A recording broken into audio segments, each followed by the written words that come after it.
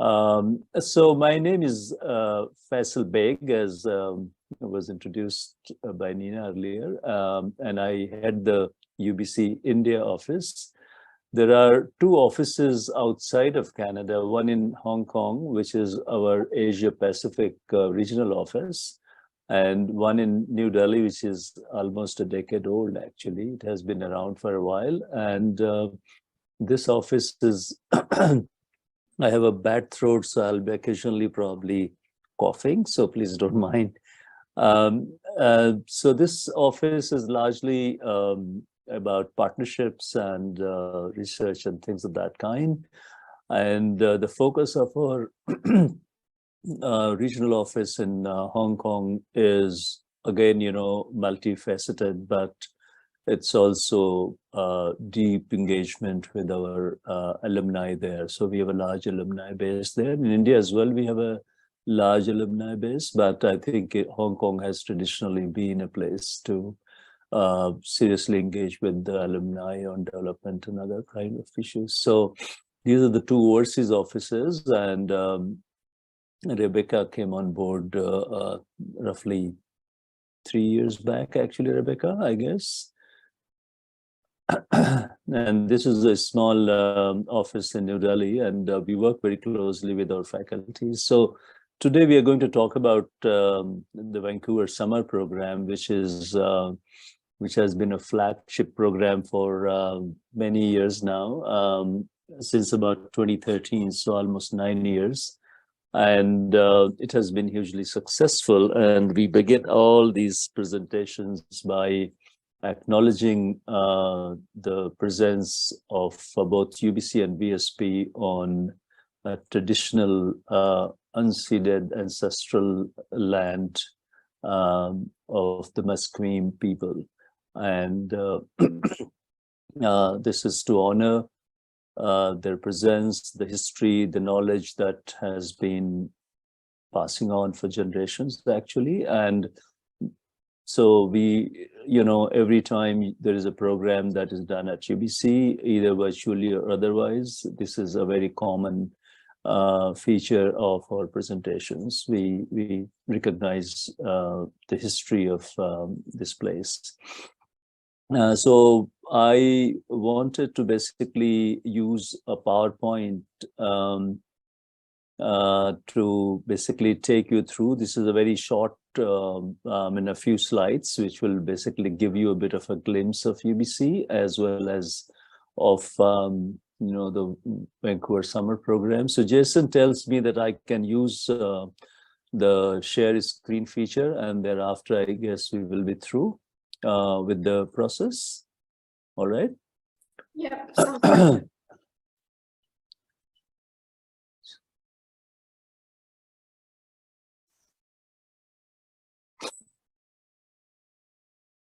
All right, so it has some footnotes, so please ignore. I've already introduced myself, and my colleague is there from Hong Kong. I guess for her benefit, would you like to make a small little introduction about Ahmedabad University, one of you, Jason or Nina? Just very briefly. Okay, so just quickly, just give me a second. Jason, if you want to give the introduction, it's up to you. Yeah, you can. This is an alumnus, actually, of Ahmedabad University, so yeah. Yeah, so Ahmedabad University has a really broad vision, that is to provide a global learning at an affordable rate all across, and they're trying to provide the best faculties across the regions at the moment. And also we are trying to partner with institutes in India and abroad to help our students gain the best possible exposure.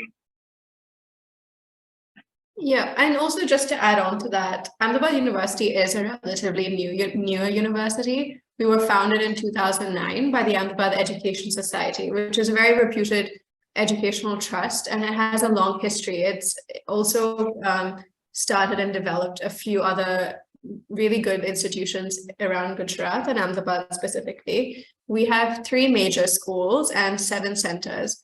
So we have our business school, which is the Amrit Modi School of Management, the School of Arts and Sciences, and the School of Engineering and Applied Sciences. So within that, we have several majors and disciplines.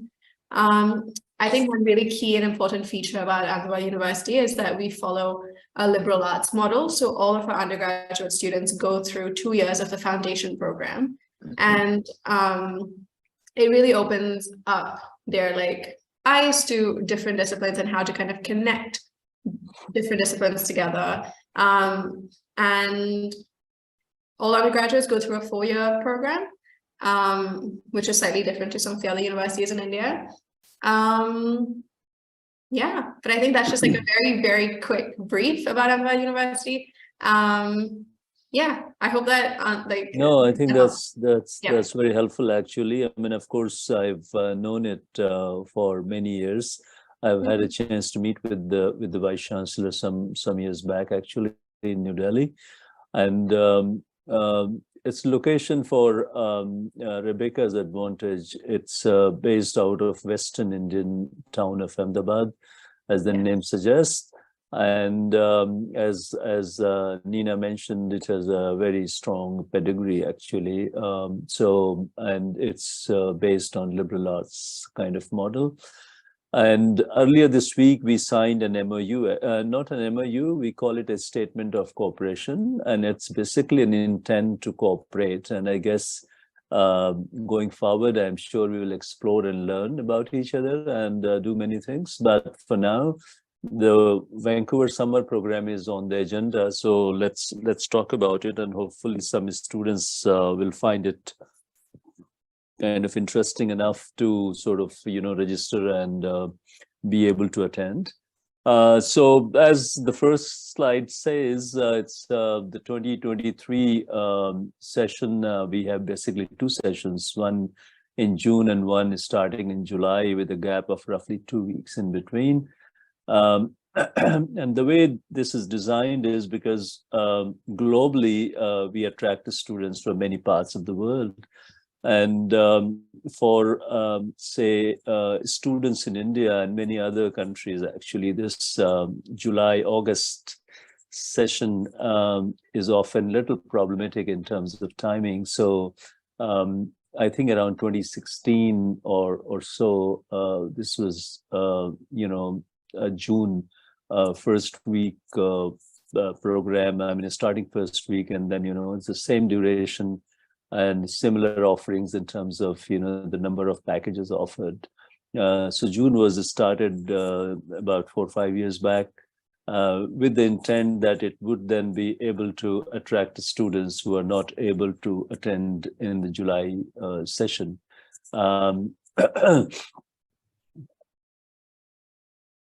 I guess I can do the slide. Sure. Yeah. So I think the Musqueam connection I have already mentioned. On the UBC campus, actually, this particular picture is very prominent. It's very much, it's placed at a location that, if you're crisscrossing the place, the whole campus, and you will come across this. So this is very centrally located to symbolize the Musqueam connection. So that's one part that comes right at the very beginning of this particular presentation. So this is a kind of an aerial view of the campus. What you see actually, I mean, you have the campus is a very large one, 400 acres, roughly 400 hectares, roughly 1,000 acres of land surrounded by ocean on the 3 sides, and then you have distant mountains actually. And these prominent buildings that you see, actually, these are the student residences, which are very attractive and very strategically located so that the students can, crisscross the campus safely and easily. It's a large campus. So That's the picture you see. A little bit about the UBC, in terms of its position worldwide.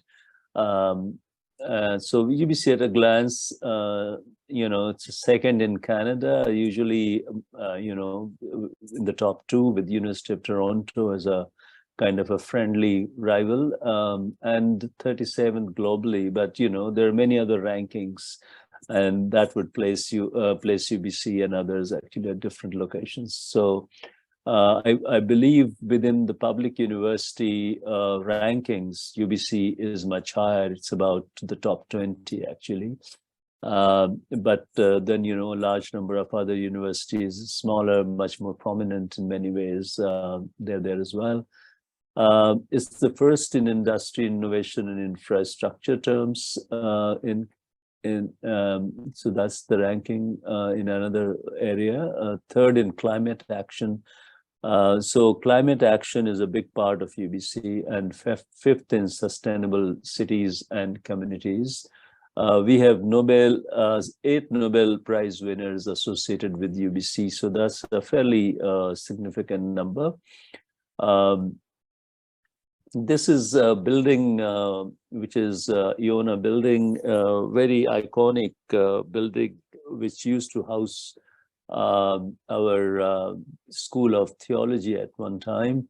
And now it is housing the Vancouver School of Economics. So the Department of Economics was carved out as a kind of a, Vancouver School of Economics, which is a highly ranked school in North America. Many of its programs are highly sought after, and it offers both undergrad, grad, and PhD programs. So it's a fantastic place to consider for those who are doing higher education in economics and related fields. This is what is known as the student nest. This is a large kind of a complex which houses a lot of student-focused activities. So you have lots of eating places, many other support services which provide support to students, about travel, about advisories and support, anything that students need actually. So it's a large complex, and I think there are more than a dozen eating places as well, and it's a beautiful hangout. So it's always full of activities and places, very centrally located. So this is one building which is part of the slide, which I thought I could mention a little bit. This is the UBC Central Library, and it's Irving K. Barber Learning Center. It's again very iconic. It's also, I think it is featured in some movies, I believe. And as you can see, it's a fairly old structure, but very well preserved and maintained. And it's a large complex, actually. I mean, there is a lot behind this, and on the sides, actually, which is all part of the same complex. So this is a very central piece of a larger building. Our library is very, very prominent in Canada, actually, and this is a Martha Piper Plaza, actually. This is again a place, as you can see, students going crisscrossing. So no matter which side of the campus you're walking, you will more likely to pass through this plaza. This fountain is very, it's a very smart fountain. It kind of goes up and down based on the number of people around it. So the more numbers come around, then the higher it goes. Very interesting place. The students come out, eat lunches, sit there, just gossip and read and do many different activities. Now, so that was largely about the university. This slide onwards will talk about the Vancouver Summer Programme. So it's roughly 10 years, not roughly, it's 10 years old. It started in 2013. That was the inaugural year. and started at a small scale and then grew in size actually over time. So in 2019, before actually this COVID outbreak, and so we roughly had 3,000 students actually at that time, 3,000 in the Vancouver Summer Program, and drawn from 35 different countries. And thereafter, actually, we had to pause the program because of COVID for 2 years, and we started earlier this year, of course, with a smaller number, but we are hoping to again rebuild it to the levels of the past. As was mentioned earlier, there are two different timings of the session, June and July. So the June start is 2nd June, and July is July 14th start date. It's 4-week program, so 31 days of the time that you spend on the campus. So the program overview is study course package in your desired field of study, participate in exclusive UBC VSP organized activities, stay in UBC student housing, and live like a Vancouverite and explore the Pacific Northwest spirit actually. So for a month, you basically, the whole spirit of being a student on the campus sinks in, because you are staying on the campus, living in the same dormitories that normal students, regular students would stay there actually, who come for 1 year or more duration of their study time there. So what are the course packages? Each package is themed, consisting of 2 courses taught by UBC instructors, and each course is approximately 39 hours of class time.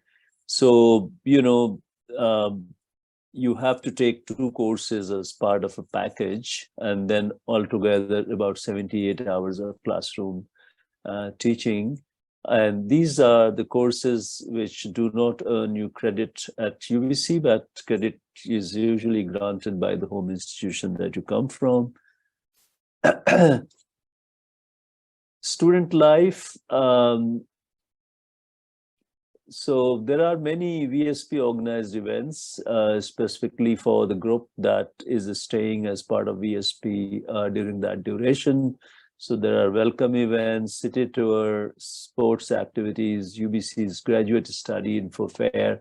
So they provide you information about the graduate opportunities and the processes at UBC during your stay there. Faculty and school-led activities. So there are many faculties who get involved with the delivery of the program, and then they also, in addition to the activities which are generic in nature, like welcome event, etc., you have some faculty-specific activities as well. Again, just there are many things that will keep you busy with. There's a hockey tournament, baseball activities. And over the weekends, getaway tours can be organized as well with the help of, travel agency there. Of course, there is a cost involved in addition to the tuition, but that's something which is optional. Typically, this is the week. This is 1 week would look like. This is just by way of a sample. From Monday to the Friday, you have academic activities in the morning and afternoon sessions.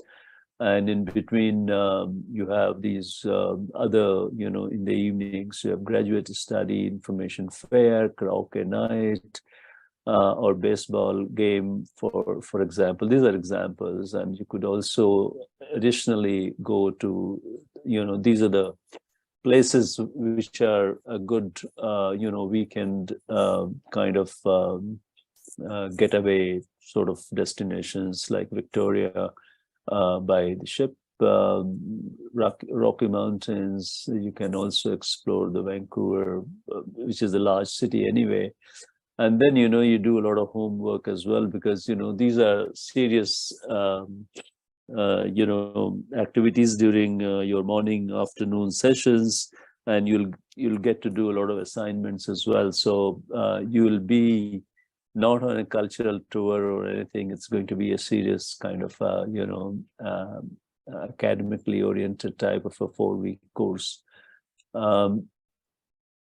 This is, again, these pictures tell you a little bit about the accommodation on the campus. I'm sure as a student, if you're living on the campus in Gujarat, you must be familiar with some sort of basic features, but on campus, shared apartments, semi-private units, single gender. So, gender mixing is not done. Then you have location-wise, they provide you easy access to the classrooms, recreation and campus amenities.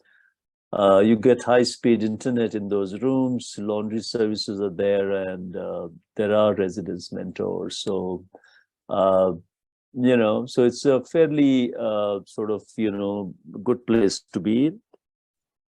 Now, moving on, so this is the fee part, which is often it generates lots of questions, and students are curious about it. What it includes basically is that you get course material and tuition for 2 courses. Shared accommodation is part of this. So you basically stay 31 nights actually. And that's a fairly big chunk of actually cost. You get health insurance as well. So that's a very sort of a thorough health coverage during your stay there. You get shuttle bus to and fro from the airport actually. That's, these are again in peak hours. So, and by peak hours, it basically means that the majority of you would be arriving around those peak hours, so that, there's a shuttle service and many students could be put into those buses and brought to the campus. Vancouver City Tour, then you have welcome and farewell events and social activities. So what is not included is your international travel and your meals, other than the ones we have come across many questions about, whether students can cook. So there, in most dormitories, we have, a kitchenette, which is common, and students those who wish to cook, they can cook food. There are facilities there, and but there are enough eating places. I also come across lots of questions about vegetarian food. So, there's enough vegetarian food available on the campus. So you have tons of facilities all around. Vegetarian food is very common these days anyway. So it's not a problem for students to get things to cook, actually, if they wish to cook actually in their apartments, or buy food just to eat. So it's all there. What are the requirements? So it's typically meant for undergrad students. So you have your undergrad student at a post-secondary institution outside Canada. So it's meant for basically students coming from abroad.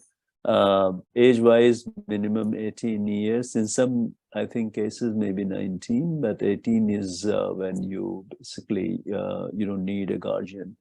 You should be proficient in English, but no test to determine that. So it's basically based on the fact that you go to an English medium university, you're all very proficient with English actually language. And in some cases, there are, there is no written exam or anything. It's just that, for example, if there is a medicine related program, or in psychiatry, for example, a lot of students with psychology background want to come in, but psychiatry programs, sometimes they require students who are pursuing, say, medical programs, so those are the requirements sometimes that could basically be used to, shortlist candidates. And for certain programs which might require, I think, maybe a bit of lab, etc., it's 19 plus. So again, once you make the application, a team will assess your suitability for those programs, and thereafter they'll come back. So you don't need a GRE, you don't need any other exam, you don't need a GMAT, GRE, or for example, IELTS or any other language-related exam. These are some of the rationales for VSP. Again, it's I don't want to, but it gives you a very good orientation about international education, and Vancouver is a great location to be in for a month. So definitely it's a big plus. Some testimonials. Again, I don't want to sort of read it, but it's there. If you wish to read it, I'll leave it for a while. And it gives you exposure to students from many different parts of the world. And these days, these are very important features for you to succeed in many different fields, actually, when you have this kind of exposure and experience, and when you are able to gel with the students from many different cultural backgrounds. This is again a view from another side of UBC, and it's a fantastic, breathtaking type of sort of a site, and you can see the Canadian flag in one corner.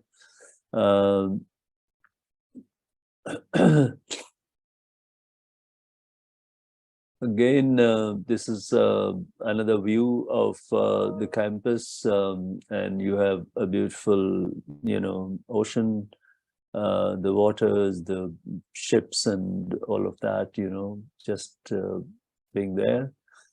What are the entry requirements to Canada? In fact, if you were to come for a program for 6 months or over 6 months, only then you need a study permit. Otherwise, you can just come as a visitor or as a visitor visa and, attend this program.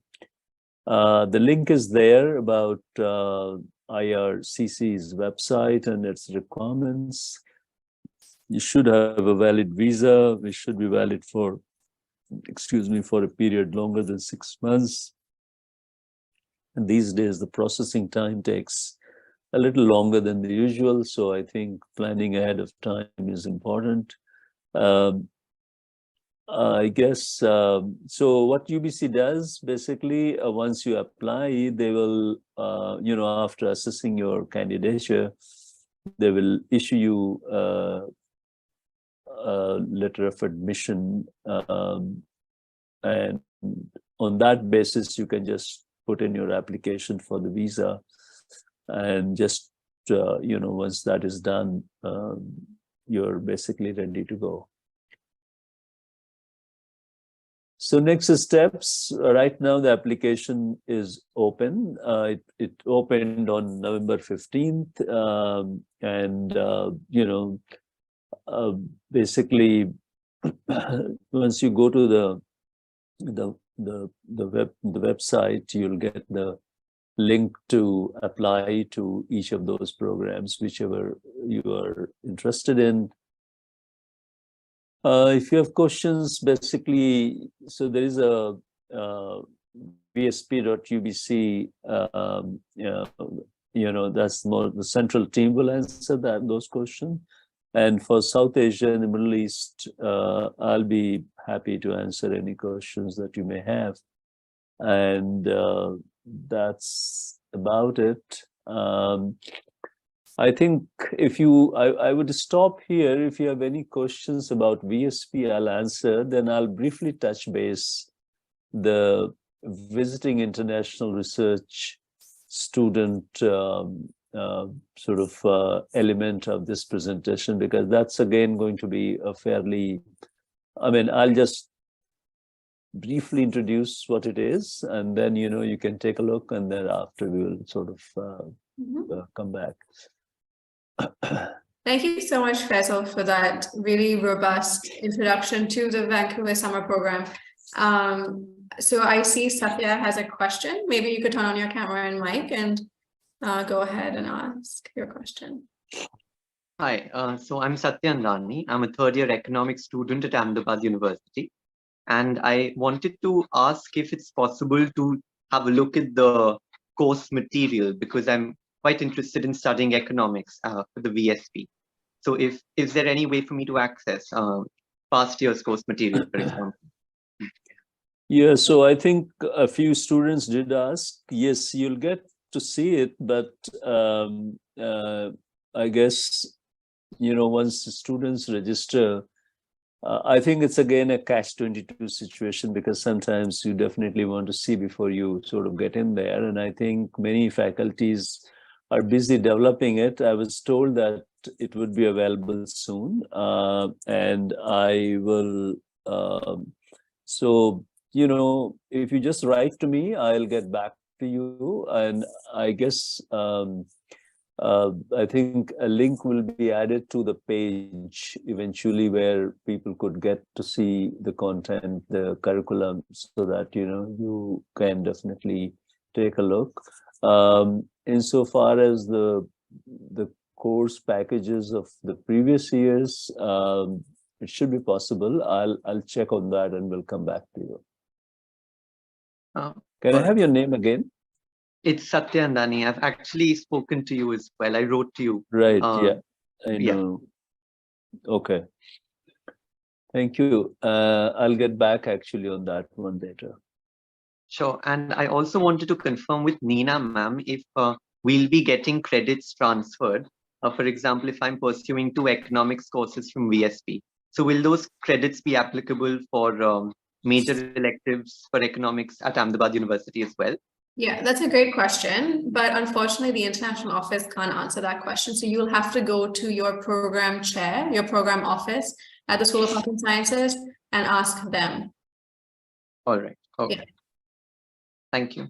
Okay, thank you, Satya. Kushi, you have a question? Yes, hi, hello. Actually, pardon me, I can't really switch on my camera. Yeah.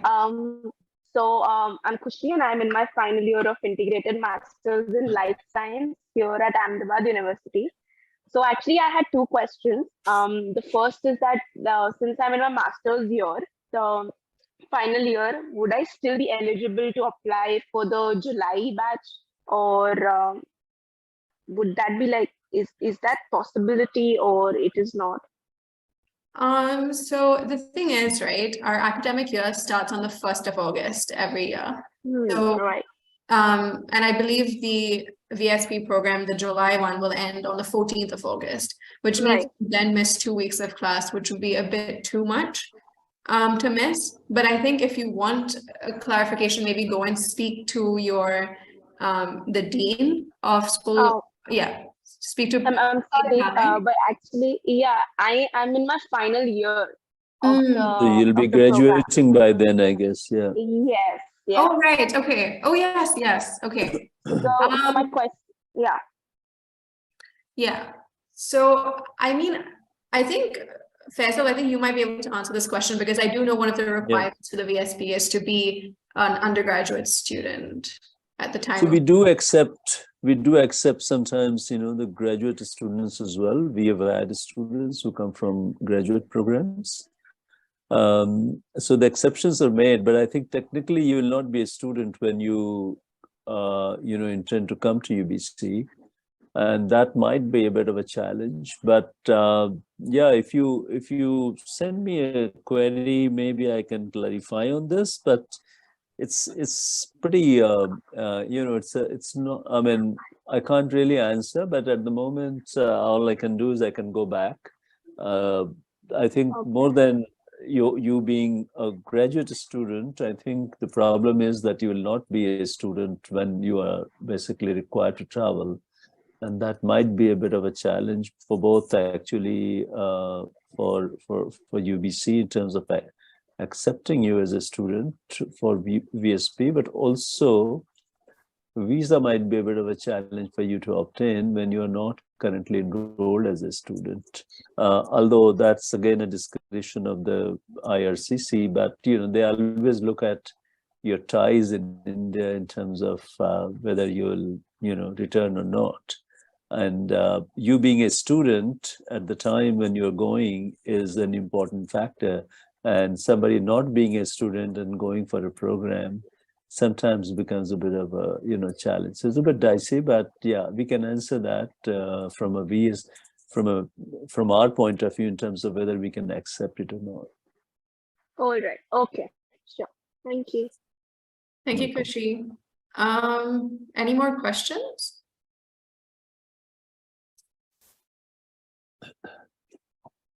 Yes, Manvi. Good afternoon, sir. So I am Anvisha and I'm a second year BA psychology student. So my question was that within the month of how many courses are we required to do? Or is this like some amount of courses, like we have to do 3 courses in this time? And what would be the material, like the name of the course? So I think the course listing is there, and I think more listings will happen going forward. So you'll be able to see as to which courses. But, psychology students can, of course, enroll in a variety of programs, including, of course, non-psychology programs. You could go to a business program if you want, and there could be something else, literature or whatever. And there could be a psychology. I have not seen the whole program listing, so it could be, you could do one of those programs. In terms of the content, I guess, so these are, we call it packaged programs. So you're not given the option of doing one course or the other. These are offered theme-wise. So if it is on a particular theme, it will have 2 components or 2 courses. And each course will have roughly 38, 39 hours of classroom teaching and assignments, etc. And there, I'm not sure if you'll have the option of choosing courses. Once you have picked a particular package, Right. you will be basically sticking to that. Okay. And so there is a package. So it's package F, and it's in the medicine. And that talks about mental illness and psychotherapy, which I'm interested in learning. So I'm not a I don't have science as my background, but I have had quite a good amount of knowledge in the Department of Psychology. So is there anything or any way I should be more prepared so that I can get in? So I guess, we have had these kind of queries in the past in the students, and they were accepted by basically programs which required students to come with certain prerequisites. For example, we have had students from Ashoka University coming to some psychology programs which required people to have a certain, backgrounds in science. And then, she could justify, why she's a good candidate, and she was accepted. So again, these are case by case basis, I guess. So I guess no harm in applying and providing as much information about yourself and why you are interested in that course. Is there anything particular I have to read or be prepared for any kind of tests for the same?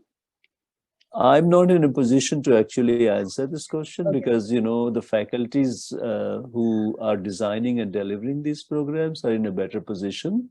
So once you have, and if you have specific questions, you can ask those questions, and we'll try to get an answer from those faculties or the faculty coordinators. So for each program, there is a faculty coordinator. We can get your answer. Okay, sure. Thank you, sir. Welcome. Thank you, Manvi. Samya?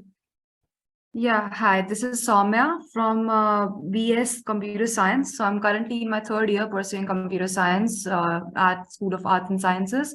And I'm interested in the business discipline or the business package of VSP. My question is, if these courses do not carry credits, then will we be evaluated based upon the assignments which we submit, and also whether we'll get transcripts after the 4-week period is over or not? So you get a certificate from UBC about your attendance, and they do, I think there's a grading done. So these are based on your assignments, etc., and the quality of work that you do. So I don't think there'll be a transcript and there will be a credit to UBC, but your program, I think, as Nina earlier, I think, alluded to, you can discuss this with your faculty chair, and I guess, they can answer this better. Probably you'll need a little bit more from our side in terms of the course curriculum, the one that we're offering, so that your faculty could map it out and see as to whether they could offer you credit. But usually I believe there are about 78 hours of classroom teaching, so you get I guess worth 4, 5, or 6 credits actually for your program. But again, some mapping has to be done.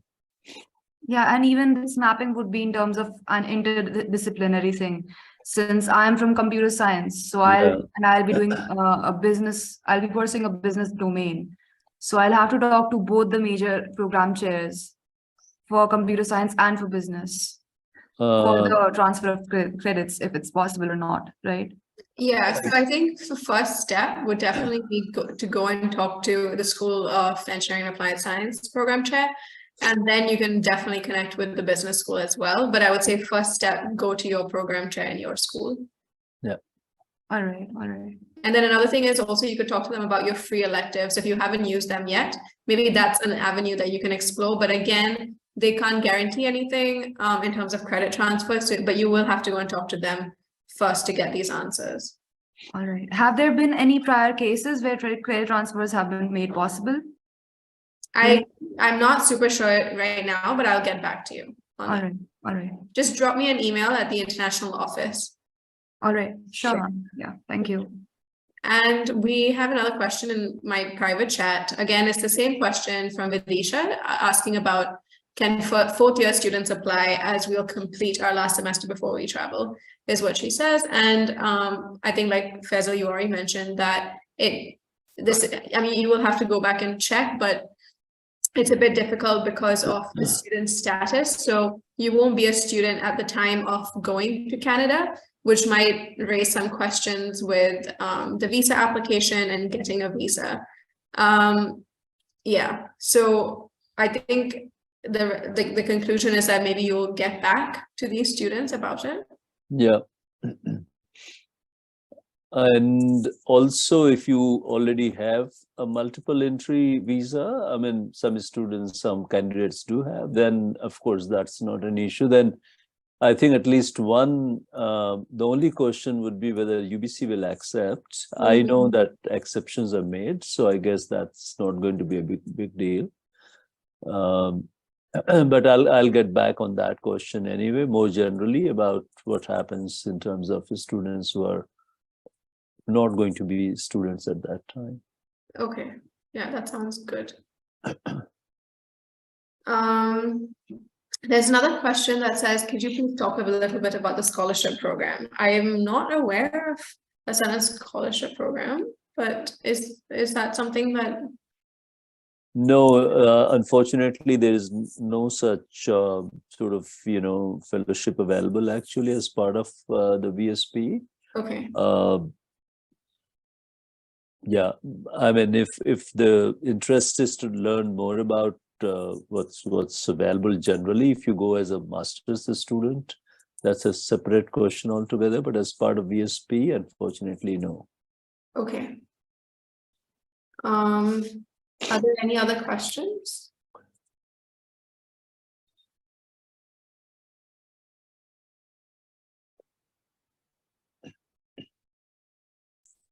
So I just had a few more questions as well, actually.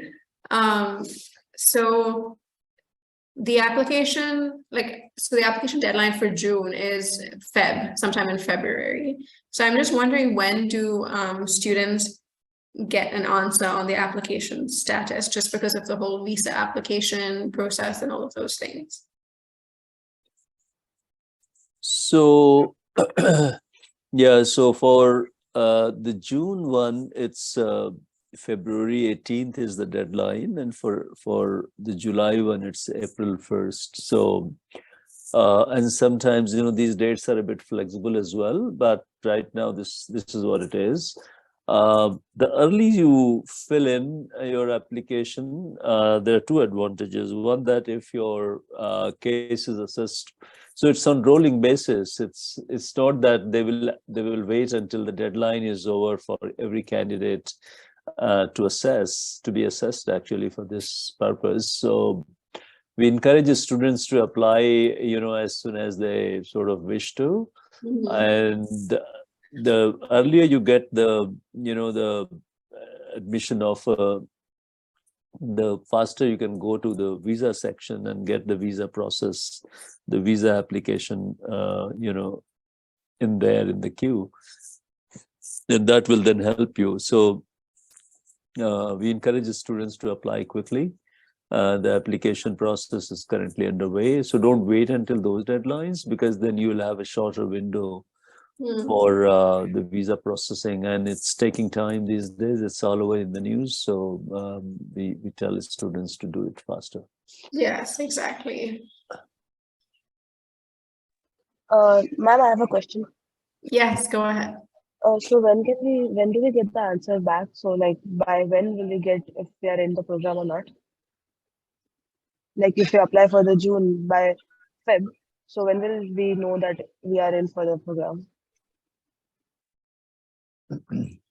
So yeah, go ahead. I mean, it doesn't take a long time.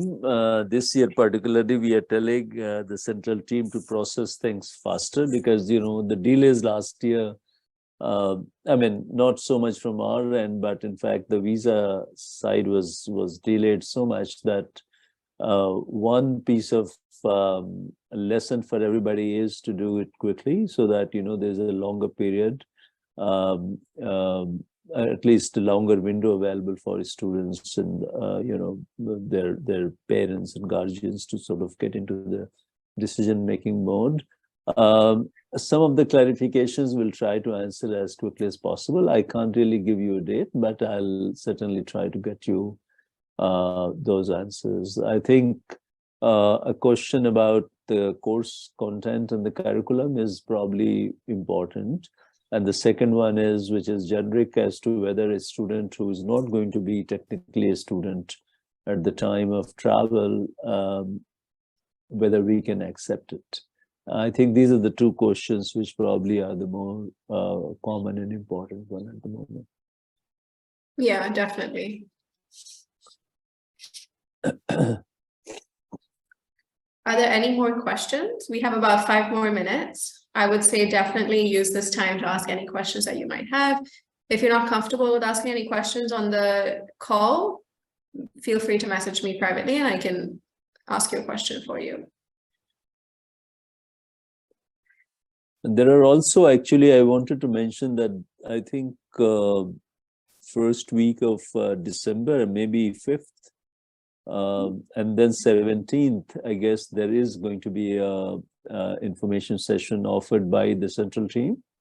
You can register. There's no fee actually, and the timing might work very well. Actually, there is these days 13.5 hours of time difference. So if the program, if the info session is offered, say in the morning, which is the Pacific Eastern time, then you can add about 13.5 hours to that, and that would be a good time for you in the evening to catch up with them.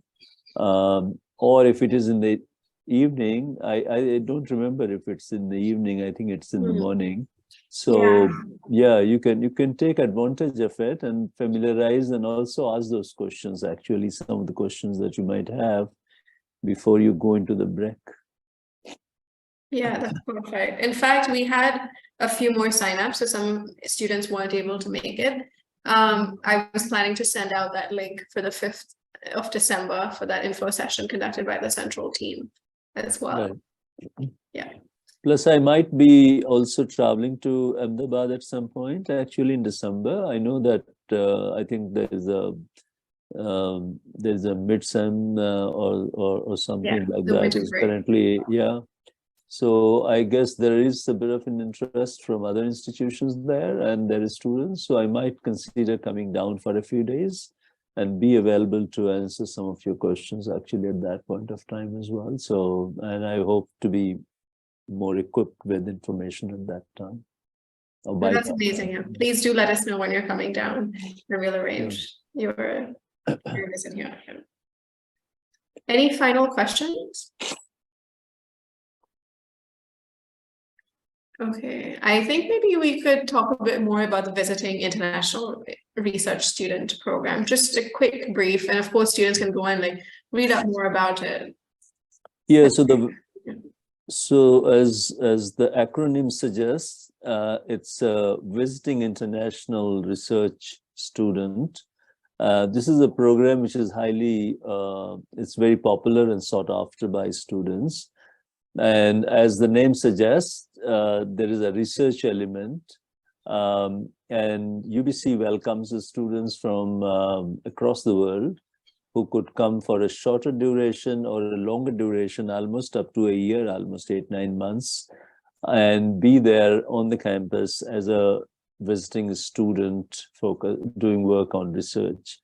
The two conditions, one that, of course, that you have an interest in pursuing research, and it could be, there's a whole range of fields from science to arts to management and so many other fields. And science is fairly broad anyway. And then the other condition is that you have to find a professor who is interested to accept you as a visiting student. You are not really registered for any credit granting type of programs, but you are basically there with a student number, with the student facilities and card, ID, etc. is issued. You go to the library, you are on the campus. Our housing fellows can assist you with the housing side as well. So I can give you examples where, for example, in science,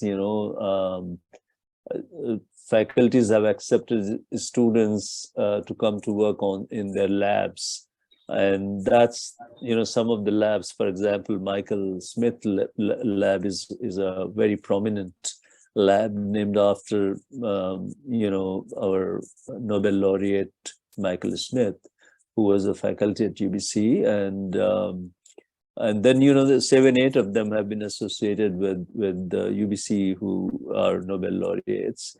So some of these very well established names in the field of science or other areas, they so I think in my initial email, when I was in touch with Monica, I did share a link about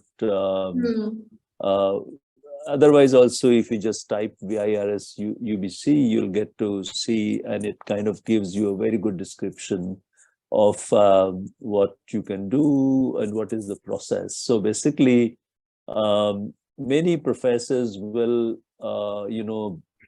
sort of put out information on certain links about what they're interested in, what they're doing, and where they would welcome students. So you should basically keep an eye, apply with your credentials, with your research that you're doing or have done in the past, and why you are interested in what you're interested in.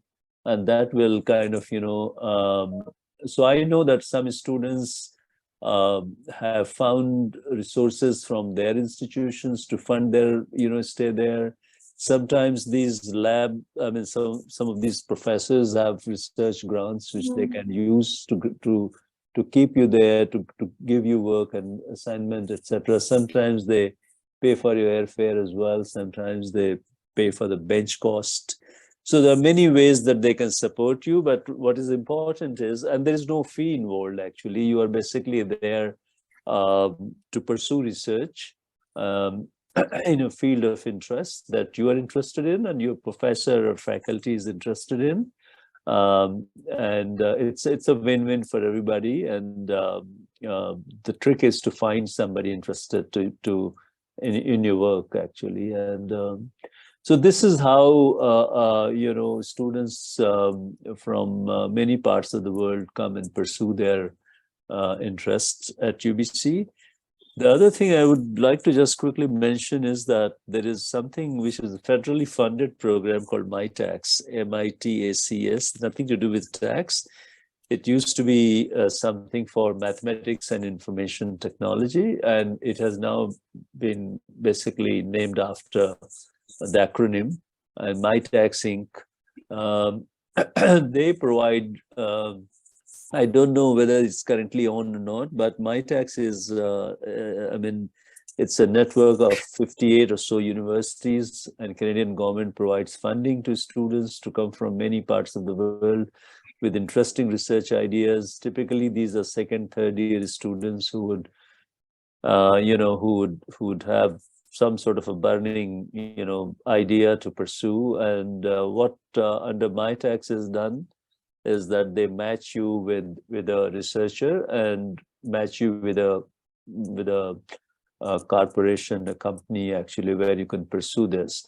So it's typically a 10-week program. You come there and it's mostly funded by the federal government. It's a federal program, not UBC's, but UBC acts as its kind of a secretariat, and it's located there.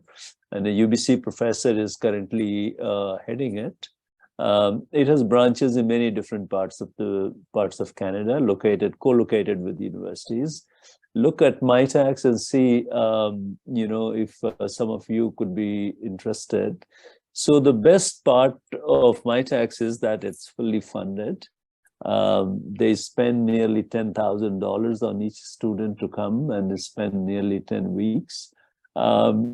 It has really evolved in a big way, and many countries, other countries such as China and Mexico and Brazil, Turkey, many other countries, they have joined hands and they fund their students to be, a MITAX intern. Actually, this is typically an internship program where you pursue an exciting research idea with the help of a research supervisor, and you are hosted at an industrial site somewhere.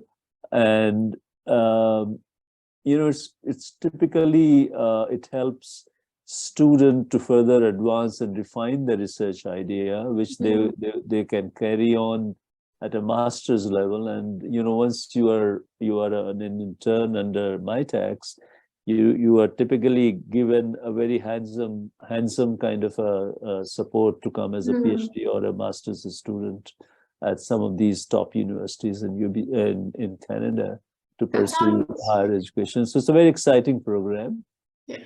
Yeah, you're going to say something? Yeah, no, I was just going to say that sounds very exciting. And would that also be available for fourth-year students who are going to be graduating next year? Because I'm just thinking if they're going to be interns in this MITAX program for that summer, then they go into a master's program or something like that. And then my other question was also about the research itself. So the VIRS program as well as the MITAX. So is it student-driven research, or are they kind of like joining a professor's already existing project and helping them with some aspect of that research, or is it both? Well, the nitty-gritty I don't really know, but it's mostly like you already have a research idea, you are kind of interested, you have done some work. There is an evidence of your kind of, like you have published something or you have done some presentations, etc. You're already a very accomplished student in terms of, like higher marks, etc. So there are many ways to look at it. IRS could be most likely, that requires you to be a student, but I'm not so sure about the MITAX part. Okay. But typically, I think traditionally third year students have come, third year of a 4-year program. So, you know, you come back, complete your 4th year, and typically by that time you're granted admission based on your MyTax internship and other credentials, and then, you know, you go back. And I believe at one time the US universities were also taking MyTax students, you know, in a big way, because, you know, this was like a student's credential was already established through this program. Yeah, that sounds fantastic. Does anyone have any questions in relation to the VIRS program or the MyTax program? Now would be a good time to ask these questions.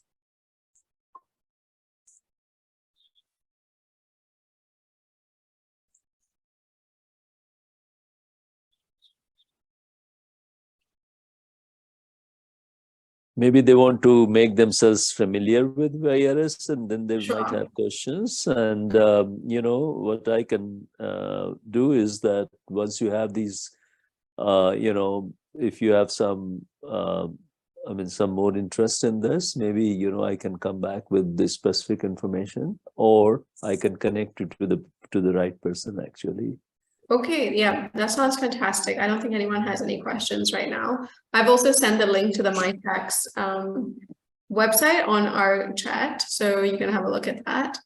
But thank you so much, Faisal, for coming and giving us this talk and like telling us more about the VSP program specifically. The application is open, as Faisal already mentioned, so please do start applying. If you need any help from the international office, we're always available to help. And of course, you have Faisal's email address and the VSP central office email address right on the screen. Right. So do reach out if you have any questions.